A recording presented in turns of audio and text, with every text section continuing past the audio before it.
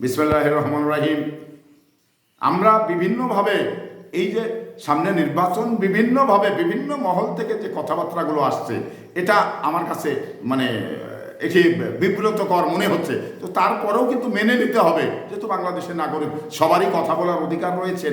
আপনারা জানেন যে যে এনসিপি আওয়ামী লীগকে বিতাড়িত করলো, আওয়ামী লীগকে আপনার নিষিদ্ধ করলো, সেটা কিন্তু এনসিপি করেছেন, তারই জোরালো দাবি ছিল। আর সেই এনসিপির মানে প্রোগ্রামে ছাত্রলীগের এক নেতা মানে বসে রয়েছেন এবং সুন্দরভাবে তাকে দেখা যাচ্ছে। তাহলে এই যে এনসিপি যে মুখে যে কথাটি বলে, কাজে কি সে কথাটি আছে?